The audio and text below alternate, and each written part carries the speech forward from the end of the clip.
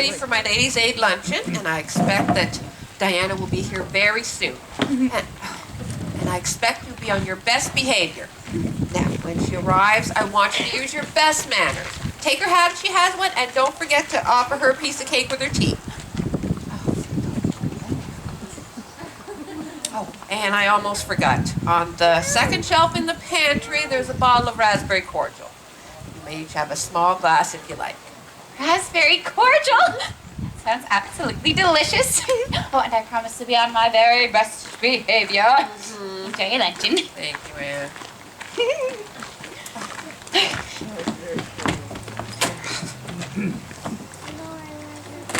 Oh, hello, Miss Cuthbert. Oh, Diana, dear. Is that a new dress you have there? Oh, it is. Very nice. Thank you. Enjoy your tea. And you enjoy your luncheon. Thank you. Such a well-brought-up luncheon. Anne! Oh, Diana, you've arrived. You know, I was so excited when Marilla said that you could come to tea this afternoon. Did you know that this is my first ever tea party? Oh, it's my first too. Oh, but Mother did tell me to be on my best behavior and to act like a proper adult. But she even let me wear my new dress too. Diana, it's absolutely gorgeous. You know, when I was at the orphanage and all we had were those awful wincey dresses, I always imagined that I had a beautiful pale silk dress with puff sleeves just like yours. Oh. It's almost a dream come true just to see it. Thank you ever so much, Lady Cordelia. You're quite welcome, Madame Barry. Won't you please have a seat? Oh, yes.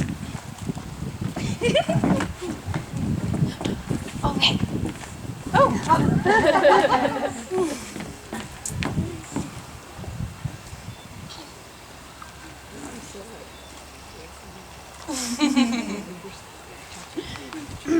And how is your mother?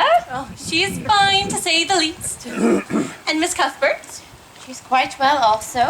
Thank you. Good. I suppose that Mr. Barry's hauling potatoes to town this afternoon? Yes, he is. Our crop was a fine one this year. Lovely. Oh, and I presume Mr. Cuthbert's doing the same? Yes, yes, our crop was a fine one also. Splendid.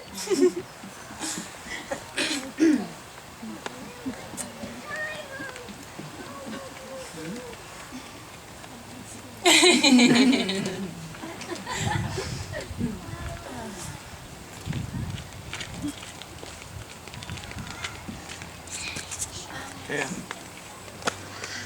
Oh, there's the weather! Yes, the weather! The weather has been quite normal lately. Quite normal, indeed.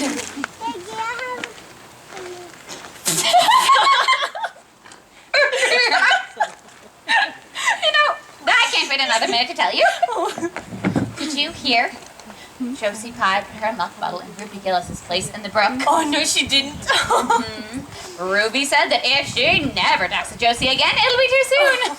I don't blame Ruby one bit. Just imagine Josie being so bold. Well, not that I'm surprised. You know, I saw her put her name on the fence alongside Gilbert's with a big "Take Notice" written right underneath. I can't imagine why anyone would want to put their name on a fence alongside Gilbert Lies. And don't you think it's time you forgave Gilbert? He was only teasing, and you said he's really sorry. Well, besides, he's just so awfully handsome. Oh. Handsome or not, Diana, he has wounded me terribly, and I'm not likely to forgive him soon. Oh, but Annie, Now, at if least... you'll excuse me, I have a wonderful treat for us. All right. Is that raspberry cordial? Oh, what a wonderful treat. Isn't it? You know, I've never tasted raspberry cordial before, but I just love bright red drinks. Marilla said that this was on the third shelf in the pantry and that we could each have some. How perfect. Here you are, Diana. Oh. Thank you. Oh, Anne, this raspberry cordial is absolutely delicious. I never knew cordial could taste like this. Well, I wouldn't be a bit surprised to find out that Marilla made it herself. She's quite a famous cook, you know. She's been attempting to teach me, but I can assure you, Diana, it has been an uphill battle. You know, Yeah. may I get you some more, Diana? I suppose so. A little more water. Yeah? Oh, to the top. Oh, certainly. Thank you. As I was saying, you know, it certainly is trying for Marilla to teach me how to cook. That berry cake, for instance, Diana, that is the third attempt. Oh, heavens. First time I put in salt for sugar. It wasn't my fault, really. You see, I went into the pantry and I began looking at all the beautiful crockery Marilla has there, and I began imagining what my mother's crockery used to look like. See, I don't remember anything about our little home in Bolingbrook, but I just know that my mother would have had the most beautiful crockery. Well, I had the cake all mixed up in a bowl, and luckily for you and Diana, I decided to sneak a taste of the batter. Wah! I nearly spit it across the room. Marilla made me throw it out and start again, of course. So I can't assure you, take one taste of salt. Oh, help yourself, Diana. I'm so glad that you like it. Oh, why, it is absolutely delicious. Oh. Diana, you know, I hope I can say the same thing about the cake. The second time, I forgot to put the flour in. Diana, I was imagining that you were at home sick with the smallpox. I found you alone and desperately ill in your bed, and I had to nurse you back to health. But then I took the smallpox and died. Oh, it was so terribly tragic. As I was imagining that, I completely forgot to put the flour in. Did you know that a cake simply isn't a cake without the flour? It was a dismal failure. Marilla was very cross with me. I don't blame her one bit either. You know, Diana, I've been such a trial to her. And you know, Diana, it's not just my baking that's been a trial to her, it's my imaginings as well. For dinner last Tuesday evening, we had plum pudding. Afterwards, Marilla asked me to cover it and put it in the pantry. Well, I fully intended to. As I was walking to the pantry, I began imagining that I was a nun carrying a veil to bury in broken hearted seclusion. When I completely forgot to cover it, I remembered the next morning and I rushed down to cover it. Imagine my horror, Diana, in finding a mouse drowned in the pudding sauce. I scooped it out and I threw it away, and I left the pudding sauce on the counter, so I remembered to tell Marilla when she came in. But when Marilla came in from the milking, I was imagining that I was a frost fairy, turning the trees from green to gold. And I completely forgot to tell her. Well, that evening, Reverend Allen and Mrs. Lang came over dinner. And you know how much I love Mrs. Allen. When I wanted to be such a well-behaved little girl. Diana, for as long as I live, I shall never forget that dreadful moment when Marilla walked in carrying that warmed-up pudding sauce. I didn't know what to do, so I stood up and I cried out, Marilla! Marilla! You mustn't use that pudding sauce! Of course, they wanted to know why, and it was just the most embarrassing thing. And I just know that Mrs. Allen was horrified. And I don't feel very well. I feel funny. Diana! Do you think it's the smallpox? I'll nurse you back to health, my bosom friend. No, I just best go home.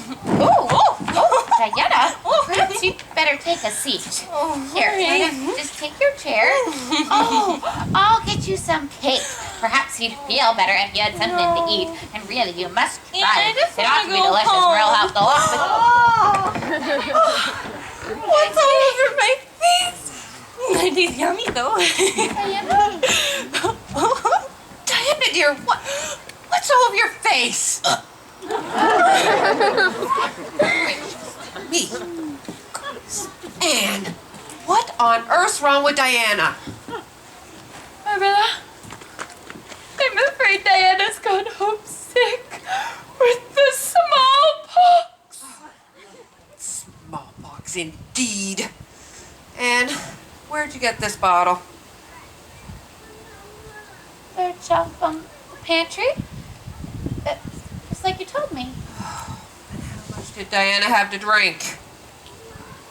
I only had about 3 tumblers full. You think that's what made her sick? Indeed I do. Anne, I said the second shelf in the pantry. This isn't raspberry cordial at all. It's red currant wine. Oh, child, don't you know the difference? Red currant wine? No, I wouldn't know the difference. I've never tasted either. Shirley, you do have a genius for trouble. How do you manage to get yourself into these messes?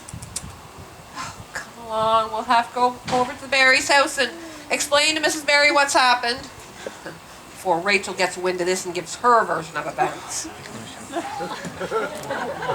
Child, I expect Diana will have a terrible headache tomorrow, but well, no real damage has been done. I don't suspect that Mrs. Barry will ever forgive me now. You know, she already believes me to be full of mischief and trouble. That may very well be the case, but we'll have to try. You do beat all, child.